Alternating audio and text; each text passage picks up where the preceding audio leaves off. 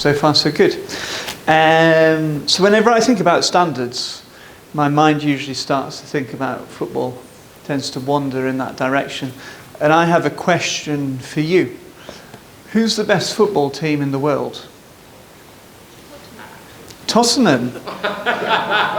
It's an unusual choice in me, but it's not one I'd heard. Any other takers?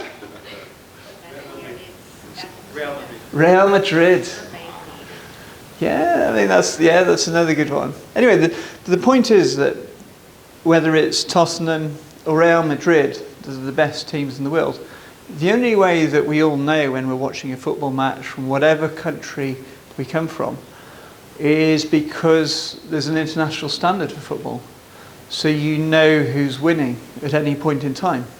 And therefore you know, especially those of you that are valuers, whether there's any evidence to suggest that Tottenham or Real Madrid, maybe a little bit more, might be the best football team in the world.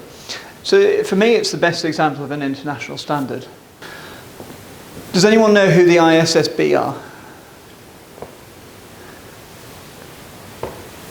I started asking this question a year ago and I got a similar level of response. So it's the International Sustainability Standards Board, and it's part of the IFRS Foundation. And it's potentially important because IFRS is used in something like 148 countries. And the International Sustainability Standards, through the IFRS Foundation, have the backing of the likes of IOSCO, the UN, World Bank, various business stakeholders. And so there's a chance that international sustainability standards could become really important. And they will be about what disclosures do companies need to make from next year in relation to environment and sustainability. And they're still drafting these. They're due out in June this year. So they're slightly delayed.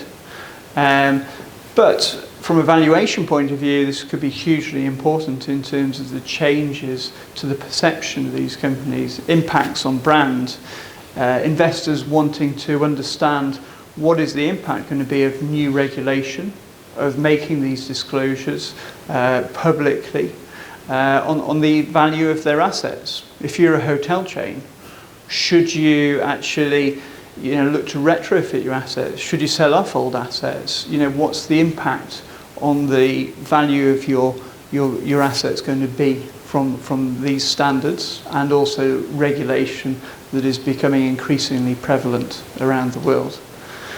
And it is a bit complicated still, because we have the SEC going in one direction, we have Europe going in a slightly different direction, but hopefully at some point we will at least have a global baseline in terms of what companies need to do in terms of these disclosures.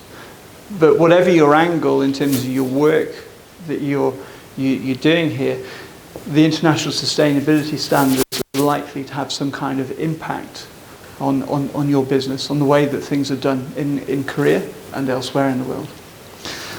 And with those thoughts on change, and conscious that I'm running out of time, I've got 33 seconds left. I am going to put my invisible cap on, and I'll let you move on to your next session. Thank you very much for your time.